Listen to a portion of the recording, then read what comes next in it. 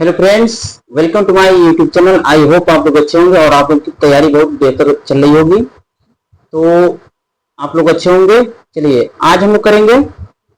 आज हम लोग 2015 के यूपी टेट के जो परीक्षा पेपर हुआ है, आज हम लोग इसका हम लोग करेंगे। सीडीपी हमने अच्छे तरीके से आप लोग करा दिया था। आज हम लोग हिंदी करेंगे। आज के टॉपिक हमारा रहेगा हिंदी, यानी हिंदी। हिंदी भी आपका 30 नंबर के आता है। ठीक, तो आज हम लोग हिंदी करेंगे। तो चलिए हम लोग आज शुरू करेंगे हिंदी को। देखिए सीडीपी मैंने आप लोगों को अच्छे तरीके से करा दिया था। आज हम लोग हिंदी करेंगे। ठीक, तो सीडीपी मैंने आप लोग को बहुत अच्छे तरीके से करा दिया था। हम लोग करेंगे हिंदी। आज का टॉपिक हमारा रहेगा हिंदी। 30 क्वेश्चन मैंने सीडीपी करवाया था और आज हम लोग करेंगे उसको हिंदी को। तो हिंदी हम लोग शुरू करेंगे आज। हिंदी हमारा रहेगा, देखिए, तो हम लोग इधर उधर बातें ना करेंगे और मेन मुद्दे पर आएंगे और हिंदी को हम लोग शुरू करेंगे। देखिए हिंदी हमारा शुरू करते हैं। चलिए क्वेश्चन नंबर 31 शुरू करते हैं हम लोग। अष्टछाप कवि अष्टछाप के कवि नहीं है। कौन अष्टछाप के कवि नहीं है भाई, इसको में देखते हैं हम लोग। तो ऑप्शन आपका ए राइट होगा, नाभादास। चलिए हम यहाँ देखते हैं कि आखिर में नाभादास क्यों नहीं है, उसके बारे में चर्चा करेंगे। तो नाभादास अष्टछाप के कवि नहीं है। अष्टछाप की स्थापना वल्लभाचार्य के पुत्र गोस्वामी विठलनाथ ने सन 1565 ईस्वी में चार वल्लभाचार्य के तथा 4 अपने शिष्यों को मिलाकर किया था। मतलब उनके शिष्य थे। वल्लभाचार्य के शिष्य कुंभदास, सूरदास, परमानंद दास तथा कृष्णदास थे, जबकि विठलनाथ के शिष्य गोविंद स्वामी और चित स्वामी, चतुर्भुज दास और नंददास थे। ये सब आपके अष्टछाप के कवि होंगे। तो ये हमें ध्यान रखिएगा, ये चीज आप लोग को मिल सकता है। ठीक, इंपोर्टेंट है, आप लोग ध्यान रखिएगा। तो उम्मीद होगी आप लोग को समझ में आओगे। चलिए आगे बढ़ेंगे। नेक्स्ट क्वेश्चन, क्वेश्चन नंबर 32 हम लोग देखते हैं। कह रहे आचरण की सभ्यता किसका निबंध है। तो ये आपका राइट होगा, आपका ऑप्शन बी, सरदार पूर्ण सिंह का। चलिए थोड़ा सा आगे हम बढ़ेंगे।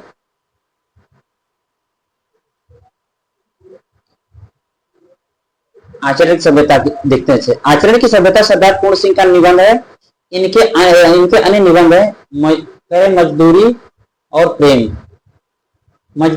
प्रेम, सच्ची वीरता, पवित्रता, कन्यादान तथा अमेरिका का मस्त कवि वाल्ट हिटमैन। जबकि संपत्ति शास्त्र, रसंग रंजन, लेखांजलि, नाट्य शास्त्र, कालिदास के समय का भारत, दंडदेव का आत्मनिवेदन, भाषा और व्याकरण, महाकवि मार्क का प्रभात वर्णन। कह रहे कि आत्मनिवेदन, प्रभात, नेपाल तथा म्यूनिसिपालिटी के कारनामे आदि महावीर प्रसाद द्विवेदी के निबंध हैं। ये सब क्या है, महावीर प्रसाद द्विवेदी जी के निबंध हैं। चलिए आगे बढ़ेंगे हम थोड़ा सा। मुझे मेरे मित्रों से बचाओ, दयानंद सरस्वती मर गए तथा हिंदी के प्राचीन साहित्य का उद्धार आदि पद्म सिंह शर्मा के निबंध हैं। ये सब क्या है, ये सब पद्म सिंह शर्मा जी की ये सब निबंध हैं। ठीक, दयानंद सरस्वती मर गए, ये भी उनका निबंध है। ठीक, ध्यान रखिएगा। भाव का मनोविकार, उत्साह, श्रद्धा और भक्ति, करुणा, लज्जा और ग्लानि, लोभ और प्रीति, घृणा, ईर्ष्या, भय, क्रोध, कविता क्या है। भारतेंदु हरिश्चंद्र तुलसी का भक्ति मार्ग, मानस की धर्मभूमि। अब देखिए तुलसी का भक्ति मार्ग अगर एक पूछेगा तो आप लोग बताइएगा भारतेंदु हरिश्चंद्र जी का है। ठीक, अब यहां से कंफ्यूजन होकर हमें तुलसीदास पे नहीं जाना है। मानस की धर्मभूमि काव्य में लोक मंगल की साधनावस्था, काव्य में रहस्यवाद तथा काव्य में अभिनंदनवाद आदि ये सब क्या है, आचार्य रामचंद्र शुक्ल के हैं। ठीक, आई होप आप लोग को समझ में आएगा। चलिए आगे बढ़ेंगे हम लोग, आगे हम लोग बढ़ेंगे थोड़ा।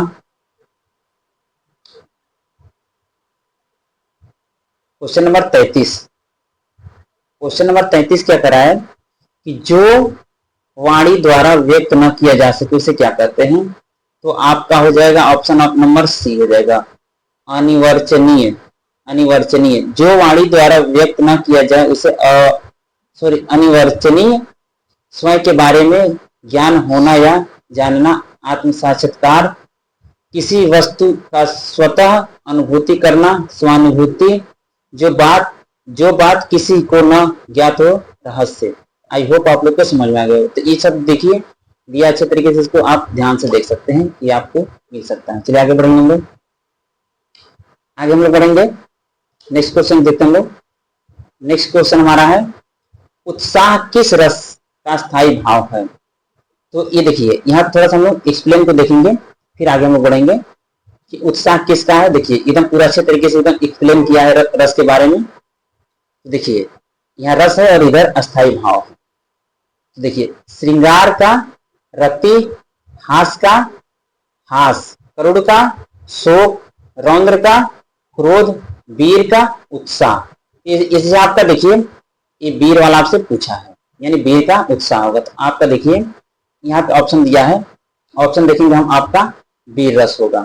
ठीक, आई होप आप लोग को समझ में आए। तो ये आपको रस भी अच्छे से याद होने चाहिए। तो अब देखिए और दिया है, वीर हो गया भयानक का भय, विभित्सा विभित्स रस का जुगुप्सा या घृणा, अद्भुत रस का विस्मय, शांत रस का निर्वेद या सम, वैराग्य, वात्सल्य रस वत्सलता, भक्ति रस का ईश्वर, विषय करी, प्रेम प्रियान रस का स्नेह। ये सब याद रखिएगा। चलिए अब देखते हैं इसमें कितने रस हैं, यानी इसके हम संख्या गिन लेते हैं। 1 2 3 4 5 6 7 8 9 10 11 12 13। अब देखिए इसमें तो दिया है, आपको अच्छे तरीके से याद होनी चाहिए। ठीक, चलिए आगे बढ़ेंगे। Next question, question number 35, Kavitavali के रचनाकार हैं? तो कवितावली के रचनाकार हैं तुलसीदास। अब देखिए यहाँ पे अच्छे तरीके से हम देखेंगे, इनके और भी हैं रचना, इसमें इतना एक्सप्लेन दिया आपको अच्छे तरीके से समझ में आना चाहिए। चलिए देखते हैं हम लोग। कवितावली ब्रज भाषा में रचित गोस्वामी तुलसीदास की रचना है। अब आपसे क्वेश्चन ये भी पूछ सकता है कि कवितावली तुलसीदास की रचना है, किस भाषा में लिखी गई है? तो ब्रज भाषा में। तो आई होप आप लोग को समझ में आया। चलिए आगे बढ़ेंगे हम लोग। यह मुक्तक काव्य काव्य कवित या छप्पय छंदों में 7 कांडों कांडों में की रचना है। कवितावली में बनारस यानी काशी के तत्कालीन समय में फैले महामारी का तथ्य, कालिदास का कालिकाल का वर्णन किया है। तुलसीदास द्वारा रचित अन्य रचनाएं जैसे वैराग्य, संदीपनी, रामाज्ञा प्रश्न, रामलीला, नहचु, जानकी मंगल, रामचरितमानस, पार्वती मंगल, कृष्ण, गीतावली डबल यहाँ रिपीट कर दिया है, विनय पत्रिका, दोहावली, वैरव, रामायण आदि सब क्या है? तुलसीदास जी की रचना है। जबकि सूर सागर, सुर सरावली, साहित्य लहरी सूरदास जी की है। देखिए तुलसीदास के साथ साथ सूरदास का भी हमें यहाँ पे कंसेप्ट समझ में आ गया। अब थोड़ा सा आगे बढ़ेंगे, देखिए यहाँ पे दिया है पद्मावट, अकरावट, आखिरी कलाम, चित्ररेखा, कहरानामा, मसलानामा तथा कन्हावत आदि सूफी काव्य धारा के प्रमुख कवि जायसी का ग्रंथ है। मलिक मोहम्मद जायसी जी का ऐसा वे ग्रंथ है। सुजान सार, इसकलता, विरह लीला, विहार नहीं विरह होगा, विरह लीला, वियोग बेली,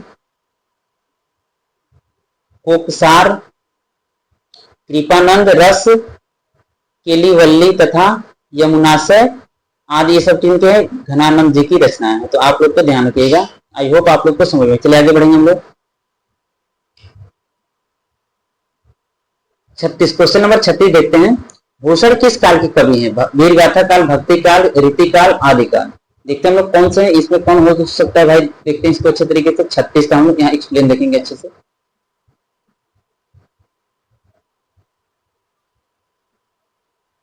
देखिए यहाँ पे हम लोग समझते चलेंगे भूषण रीति काल के कवि हैं, यानी देखिए यहाँ पे अच्छे तरीके से समझते चलेंगे। कह रहे कि भूषण यानी कि 1613 ईस्वी से 1715 का जन्म इनका टिकवापुर कानपुर में हुआ था। अब एक क्वेश्चन आपसे इनका जन्म भी पूछ सकता है। भूषण आचार्य चिंतामणि जटाशंकर तथा मतीराम के भाई थे। भूषण महाराज छत्रसाल तथा शिवाजी के आश्रय में थे। अब एक क्वेश्चन यहाँ से भी पूछ सकता है। भूषण वीर रस के कवि, यानी कि मेन पॉइंट है कि किस रस के कवि हैं, तो वीर रस के कवि। चित्रकूट के सोलंकी राजा रुद्र ने इन्हें कवि भूषण की उपाधि दी थी। यहाँ से क्वेश्चन ये भी बन सकता है कि इनको कवि भूषण का उपाधि किस राजा ने दिया था, तो सोलंकी राजा रुद्र ने दिया था। ठीक, उपाधि दी थी शिवराज भूषण, शिव बावनी तथा छत्रसाल दशक आदि भूषण के प्रमुख काव्य हैं। ये इनके सब भूषण जी के प्रमुख काव्य हैं। आई होप आप लोग को समझ में आया। चलिए आगे बढ़ेंगे हम लोग। क्वेश्चन नंबर 37 करा है। क्वेश्चन नंबर 37 को देखें। चलिए देखते हैं हम लोग क्वेश्चन नंबर 37 कह रहा है कि विनय पत्रिका की भाषा कौन सी है। विनय पत्रिका की भाषा कौन सी, ब्रज भाषा। ठीक, गोस्वामी तुलसीदास रचित ग्रंथ विनय पत्रिका एक रीति काव्य है जो ब्रज भाषा में रचित है।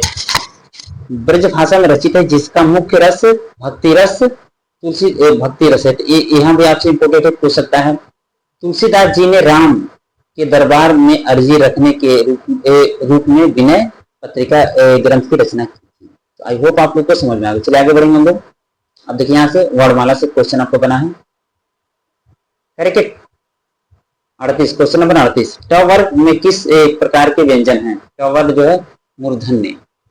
तो अब देखिए इसको अब तीनों ऑप्शन पर हम लोग अच्छे तरीके से चर्चा करेंगे। ठीक, चलिए तो यहाँ तक आप लोग समझते देखिए अच्छे तरीके से देखते चलेंगे। ऑप्शन सी सही है। देखिए कंठ वर्ग से कंठ जो आते क ख ग घ अंग, ये आते हैं आपके क से लेकर अंग तक।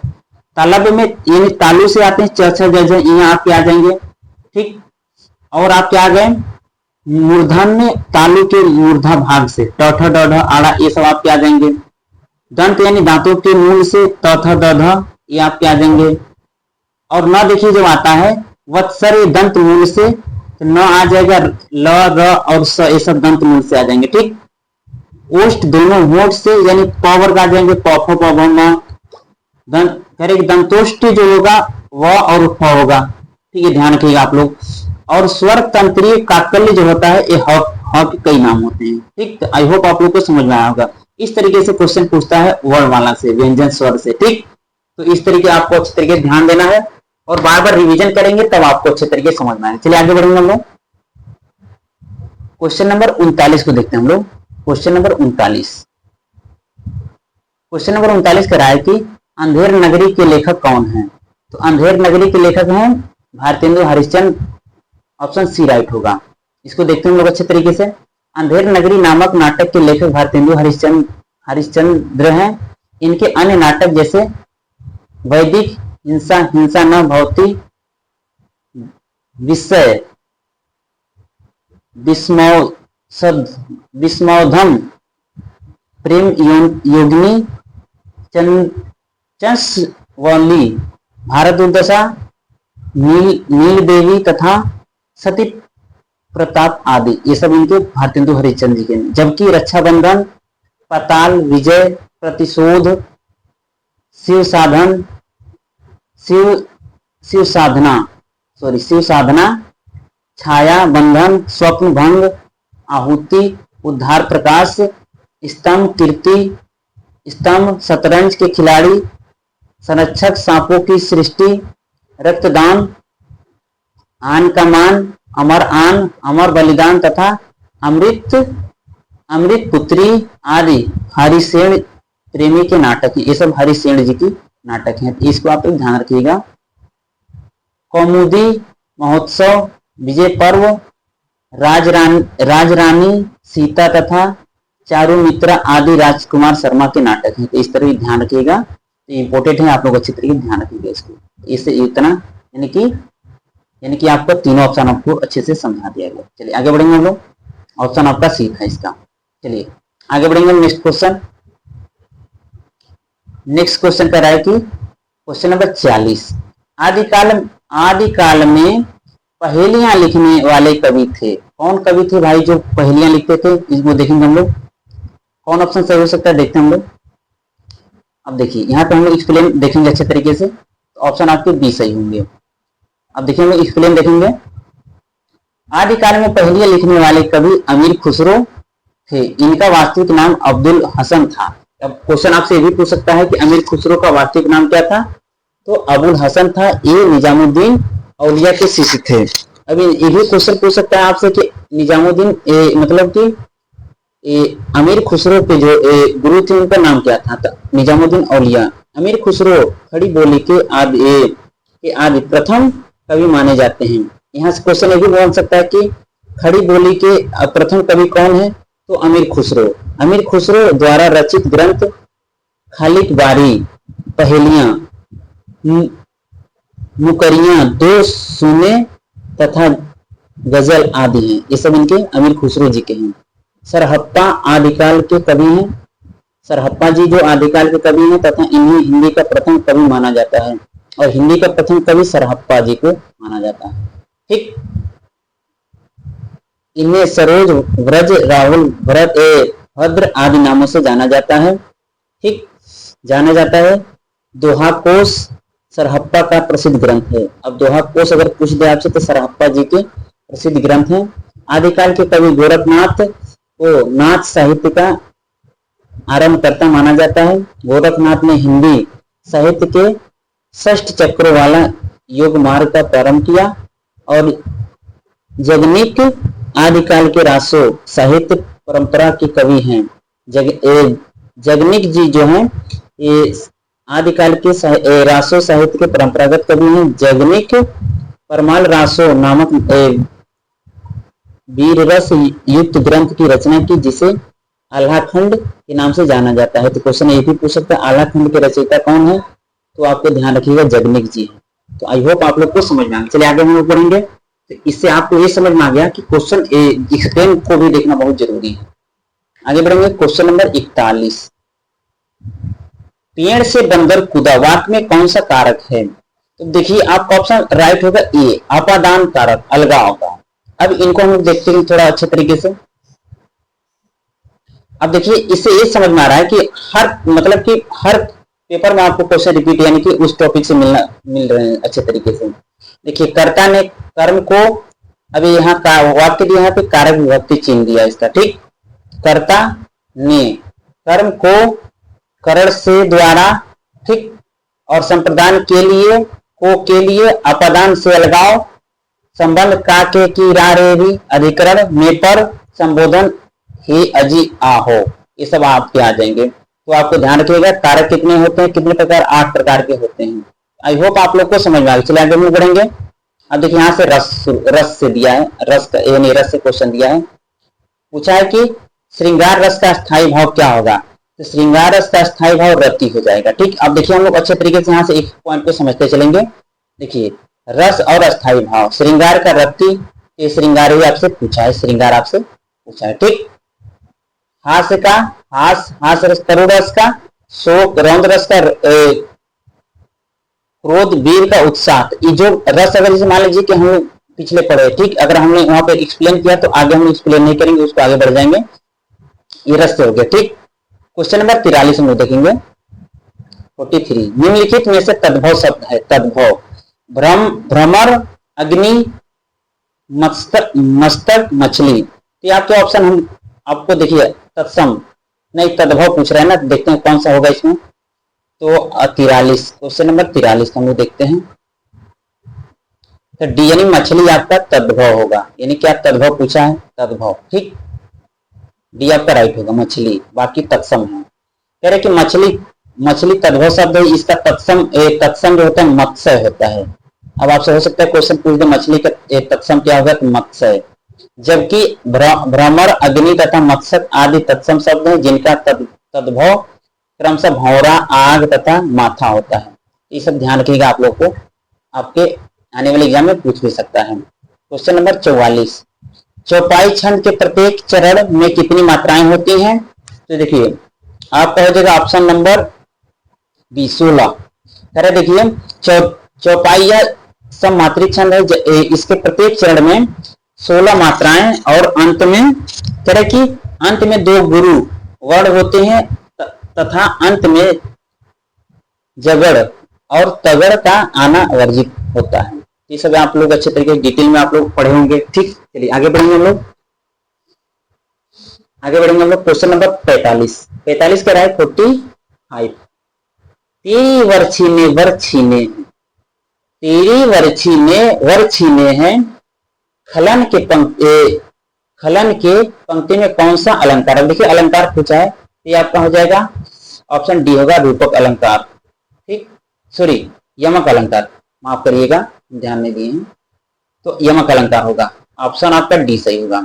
चलिए थोड़ा सा हम लोग इसके बारे में अच्छे तरीके से देख लेते हैं। देखिए यहाँ पे अच्छे तरीके से पूरा सबका ऑपरेशन कर दिया है, एक पॉइंट के साथ साथ हम लोग अच्छे तरीके से और भी एक्सप्लेन देखते जाएंगे। तेरी वर छीने हैं खलन के, इस पंक्ति में यमक अलंकार का प्रयोग हुआ है, जहां एक या एक से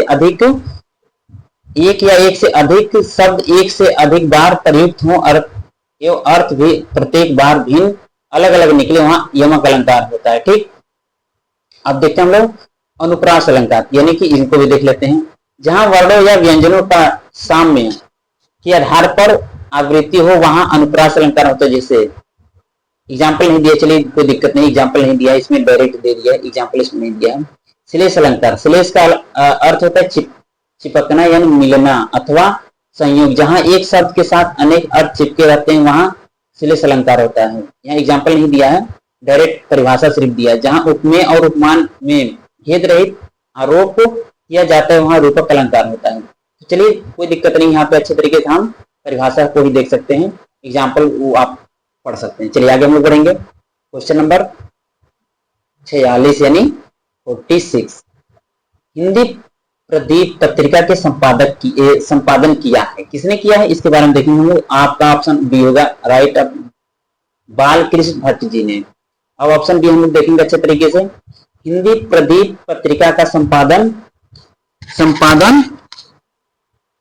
बालकृष्ण भट्ट ने किया था। हिंदी प्रदीप 1877 में प्रकाशित हुआ। आपसे हो सकता है कि आपसे सन पूछ दे, 1877 में प्रकाशित हुआ था। यह एक मासिक पत्रिका है, जबकि भारतेंदु हरिश्चंद्र ने कवि वचन सुधा, हरिश्चंद्र मैगजीन तथा बाला बोधिनी नामक पत्रिका का संपादन किया। आनंद कादम्बनी तथा नागरी नीरद पत्रिका का संपादन बद्री नारायण चौधरी प्रेम घन ने किया। प्रताप नारायण मिश्र ने ब्राह्मण नामक पत्रिका का संपादन किया। तो इम्पोर्टेंट आप इसको देख सकते हैं। आई होप आप लोग को समझ में आया होगा। तो देखिए हम लोग इससे और जो ऑप्शन राइट है उसको तो मैंने देखा ही, इसके साथ साथ जो तीनों ऑप्शन से क्वेश्चन बनने वाले इसमें अच्छे तरीके से दे दिए, बहुत इंपॉर्टेंट है। आप लोग इसको बार बार जब देखेंगे रिपीट करेंगे तो आपको समझ में आएगा। चलिए आगे बढ़ेंगे हम लोग। अब देखिए क्वेश्चन नंबर 47 कह रहा है, क्वेश्चन नंबर 47 आपका किसे संधि से है? सूर्योदय का संधि विच्छेद क्या होगा? ये ऑप्शन आपका हो जाएगा बी, सूर्य प्लस आपका ऑप्शन बी हो जाएगा सूर्य प्लस उदय। अब देखिए सूर्योदय का गुण संधि है। अब इससे पूछ सकता है कि सूर्योदय कौन सी संधि? गुण संधि। गुण संधि के उदाहरण बताइए तो आपको याद होने चाहिए। यदि करे देखिए यहाँ पे, यदि प्रथम पद के अंत में ह्रस्व या दीर्घ यानी कि छोटा और बड़ा अ हो, दूसरे शब्द के आदि ह्रस्व अथवा दीर्घ ई उ री में कोई वर्ण हो तो अ प्लस ई मिलाकर ए बनेगा, अ उ मिलाकर ओ, अ और री मिलाकर के अर हो जाता है। तो यह किसके संधि? गुण संधि के एग्जाम्पल हैं। आई होप आप लोग को समझ में आया होगा। चलिए आगे बढ़ेंगे हम लोग। क्वेश्चन नंबर 48 हम लोग देखते हैं। क्वेश्चन नंबर 48, यथाशक्ति में समास है कौन सा? ये आपका अव्यय भाव समास होगा। अब समास के बारे में हम लोग थोड़ा सा देखेंगे। समास को इंग्लिश में क्या कहते हैं आप लोग कमेंट में जरूर बताइएगा।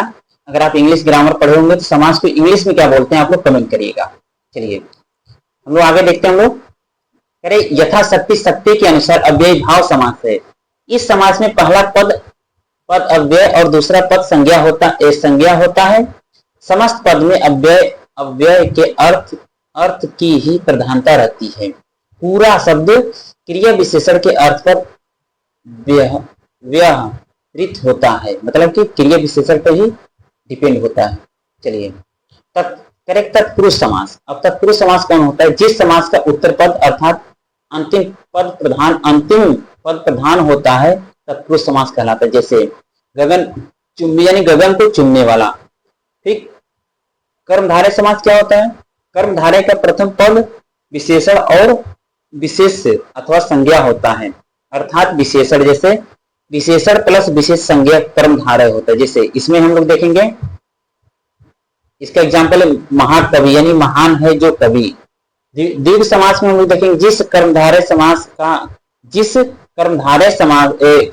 का पूर्व पद संख्या बोधक, यानी देखिए थोड़ा सा हम लोग अपने हिसाब से देखेंगे, यानी जिसमें संख्या का बोध किया जाए वही हमारा दीर्घ समास होता है, कर्मधारय समास कहलाता है। जैसे चौराहा, अष्टछाप, त्रिभुवन, इसमें देखिए संख्या यानी चौराहा चार रास्तों के समूह को। ठीक। तो आई होप आप लोग को समझ में आया होगा। चलिए आगे बढ़ेंगे हम लोग। क्वेश्चन नंबर 49 यानी कि 49, इनमें से कौन सा शब्द तद्भव है? तद्भव, और इसमें देखिए तो हम लोग आपका ऑप्शन राइट हो जाएगा भौरा। भौरा तद्भव शब्द है, इसका तत्सम भ्रमर होगा। तो आई होप आप लोग को समझ में आया होगा। चलिए आगे बढ़ेंगे हम लोग। देखिए थोड़ा सा समझा दें यहाँ पे। तद्भव यानी भौरा, भौरा आपका हिंदी दिया है, तद्भव मतलब हिंदी और तत्सम मतलब संस्कृत होता है। ठीक, संस्कृत में जो शब्द बने होते हैं। 50, क्वेश्चन नंबर 50, मुद्री का तत्सम शब्द है मुद्री। आपका हो जाएगा ऑप्शन डी राइट हो जाएगा। मुद्रिका, मुद्री शब्द तद्भव है, इसका तत्सम मुद्रिका होता है। अन्य विकल्प जो असंगत हैं। चलिए आगे बढ़ेंगे हम लोग। क्वेश्चन नंबर 51, क्वेश्चन नंबर 51 कह रहा है कि निम्नलिखित में से कौन सा निबंध हजारी प्रसाद द्विवेदी का नहीं है? ये आपका ऑप्शन राइट हो जाएगा डी, वृत्त और विकास। समझते चलेंगे हम लोग, इसको थोड़ा एक्सप्लेन को देखेंगे हम लोग। वृत्त और विकास शांति प्रिय द्विवेदी के निबंध हैं। वृत्त और विकास किसके हैं? शांति प्रिय द्विवेदी जी के निबंध हैं। इनके अन्य निबंध है कवि और काव्य, साहित्य की जीवन यात्रा, संचारणी युग और साहित्य, समायिकी, धरातल प्रतिष्ठान, साकल्य, आधान आदि। जबकि अशोक के फूल, फुटज तथा विचार और वितर्क, कल्पलता, मध्यकालीन धर्म, साधना, विचार प्रवाह, साहित्य सहचर तथा आलोक पर्व आदि हजारी प्रसाद द्विवेदी जी के निबंध है। ये सब आप लोग ध्यान रखिएगा। इंपोर्टेंट देखिए आपका, इसमें इंपोर्टेंट मैं बता रहा हूँ कौन ज्यादा पूछता है। हजारी प्रसाद द्विवेदी जी का अशोक के फूल, ये इंपोर्टेंट है, आपसे पूछ सकता है। चलिए आगे बढ़ेंगे हम लोग। इंपोर्टेंट सब है लेकिन ये हर बार एग्जाम में मतलब कि रिपीट होते रहते हैं सब। चलिए आगे बढ़ेंगे हम लोग। क्वेश्चन नंबर 52 को देखते हैं हम लोग। लिखा है परमाल रासो किसके द्वारा लिखा गया था? तो अभी देखिए आप लोग को मैंने जस्ट बताया है जगनीक जी के। ठीक, अब थोड़ा ग्रंथ और उनके रचना कर देते हैं। परमाल रासो आलाखंड, जगनीक विशल रासो, नरपति नल्हा, विजयपाल रासो, नल सिंह, पृथ्वीराज रासो, चंद्रगल। ये सब आप लोग ध्यान रखिएगा, इंपोर्टेंट है, आपसे क्वेश्चन पूछ सकता है। ठीक, और ये तो एकदम इंपोर्टेंट है। नरपति नल्हा वाला जो है विशल रासो, ये आपके बहुत इंपोर्टेंट है। ठीक, आप ध्यान रखिएगा। और ये पृथ्वीराज रासो, ये भी इंपोर्टेंट है, चंद्रगल जी का। आगे बढ़ेंगे हम लोग। क्वेश्चन नंबर 53,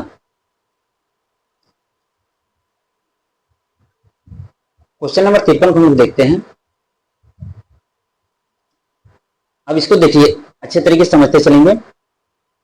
लिखा है दुल्हन गावहु मंगलाचार, हम घरी आए राजा राम भरतार। एक इसकी पंक्तियां हैं, तो ये आपकी पंक्तियां हो जाएगी। ऑप्शन आपका हो जाएगा बी, कबीरदास जी की। ठीक, थोड़ा समझते चलेंगे क्योंकि ये एक्सप्लेन बढ़िया देखेंगे तो हम लोग अच्छे तरीके से याद भी होता रहेगा अच्छे तरीके से। अब देखिए यहाँ समझते चलेंगे। अभी आपके कविता जी के हैं, ये तो मैंने पढ़ा, अब आगे वाले देखते हैं हम लोग।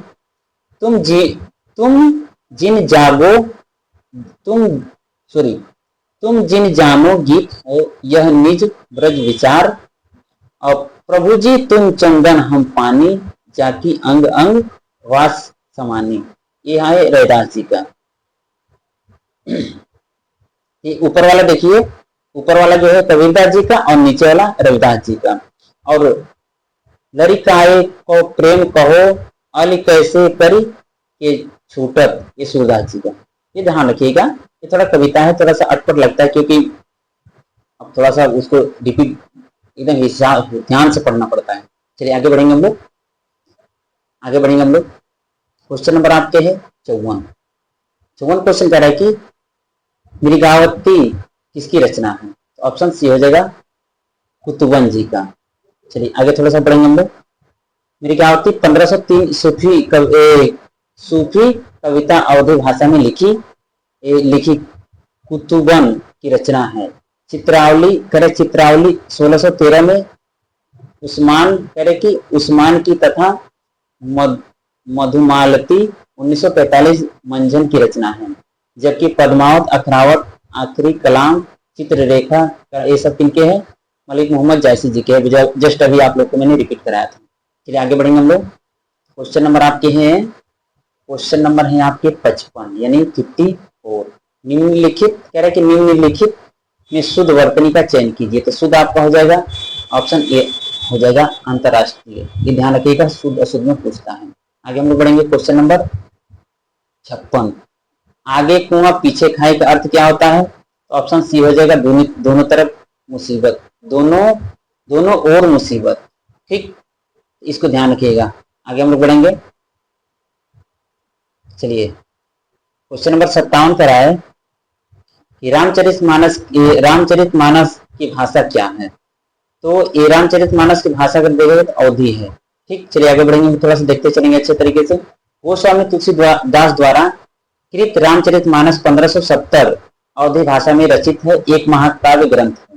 रामचरितमानस में गोस्वामी जी ने ये राम कथा का वर्णन किया है। मानस में 7 कांड सोपान है, जो क्रमशः इस प्रकार हैं। अब देखिए इसको 7 खंड काव्य दिया है, इसको अच्छे तरीके देखें। जो पहला बाल कांड, दूसरा अयोध्या कांड, और तीसरा है अरण्य कांड, चौथा है किष्किंधा कांड, और 5वां है सुंदर कांड, और 6ठा है लंका कांड, और 7वां है आपका उत्तर कांड।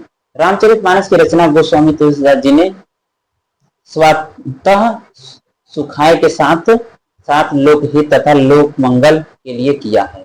रामचरितमानस पर सर्वाधिक प्रभाव अध्यात्म रामायण का पड़ा है। तुलसीदास ने सर्वप्रथम मानस को रसखान को सुनाया था। यानी ये भी आपसे पूछ सकता है, लेकिन इतना डिटेल में नहीं पूछेगा। चलिए आगे हम लोग पढ़ेंगे। आगे बढ़ेंगे क्वेश्चन नंबर 58 को देखेंगे हम लोग। क्वेश्चन नंबर 58 को देखते हैं हम लोग।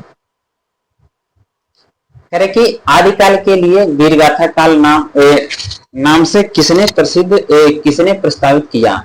तो ऑप्शन आपका हो जाएगा सी, आचार्य रामचंद्र शुक्ल जी ने। थोड़ा सा इसको देखेंगे अच्छे तरीके से, यहाँ पे अच्छे से दिया है। कह रहे आदिकाल का नामकरण और प्रयोक्ता किसने दिया था? कह रहे कि चारण काल जॉर्ज ग्रियर्सन, प्रारंभिक काल मिश्र बंधु, बीजपन काल आचार्य महावीर प्रसाद द्विवेदी, वीरगाथा काल आचार्य रामचंद्र शुक्ल।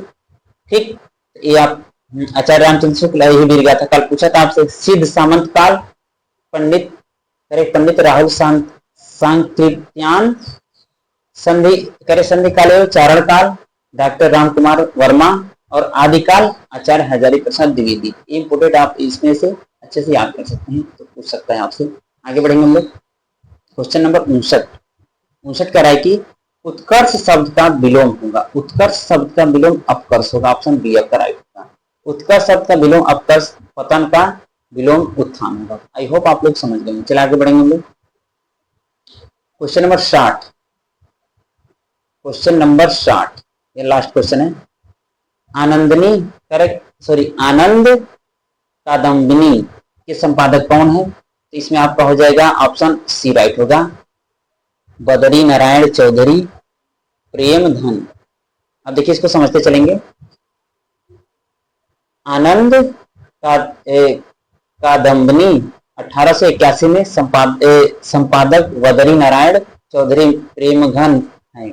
यह एक मासिक पत्रिका है जिसका प्रकाशन मिर्जापुर में होता है। कह रहे इनकी एक अन्य पत्रिका नागरी नीरज जो 1893 में हुई थी। ठीक, मिर्जापुर में ही ये साप्ताहिक प्रकाशित होती थी। अंबिका दत्त व्यास द्वारा संपादित पत्रिका का नाम है पीयूष प्रवाह। तो पीयूष प्रवाह से पूछ सकता है, तो आप ध्यान रखिएगा। अंबिका दत्त व्यास द्वारा लिखा गया था। यह 1884 में जो काशी से प्रकाशित होता था। चंद्रधर शर्मा गुलेरी द्वारा रचित पत्रिका समालोचन जो थी 1902 में मासिक जयपुर से यह प्रकाशित होती थी। ये ध्यान रखिएगा, इतना अच्छे तरीके से यहाँ से क्वेश्चन आ सकते हैं। आई होप आप लोग को समझ में आया होगा। आप लोग कैसा लगा? ये था हिंदी का 30 क्वेश्चन था। और इसमें देखिए एक चीज हम लोगों ने देखा कि पैराग्राफ इसमें हमको लग रहा है कट गया है, दिया ही नहीं है पैराग्राफ में। ठीक, कोई दिक्कत नहीं है, लेकिन इतना क्वेश्चन अगर तैयार कर लेंगे तो हमारा अच्छा खासा वेटेज हो सकता है। और हिंदी से अच्छा खासा हम अगर हिंदी और CDP अच्छे तरीके से कवर कर ले जाएंगे तो और भी हमारा जो है उसको कवर करेंगे, अच्छा खासा नंबर आ सकता है। ठीक, तो चलिए सेशन कैसा लगा आप लोग कमेंट करके जरूर बताइए। हिंदी था। और देखिए जितने लोग टेट की तैयारी कर रहे हैं अच्छे तरीके से तैयारी करें, क्योंकि सुपर टेट भी आने वाला है। तो जब सुपर टेट आएगा तो जाहिर सी बात है कि वैकेंसी आएगी, तो एक सीट हमें पक्का करना है और पढ़ाई को इतना मजबूत किया जाए कि हम लोग एक सीट अच्छा खासा एक कवर कर लें। ठीक, तो आई होप आप लोग को अच्छा लगा होगा। तो कमेंट करके जरूर बताएं आप लोग। मैंने आप लोगों से पूछा था समाज को इंग्लिश में क्या कहते हैं, कमेंट करके जरूर बताइएगा। तो उम्मीद होगी आप लोग को समझ में आया होगा। ये था 2015 की हिंदी का प्रीवियस पेपर। इसको पढ़ने से आपको ये समझ में आएगा किस किस टॉपिक से क्वेश्चन बनते हैं। उस टॉपिक को आप लोग बार बार रिवीजन करते रहें। ठीक, तो आई होप आप लोग को समझ में आया होगा। अब हमें इजाजत दीजिए। जय हिंद, जय भारत।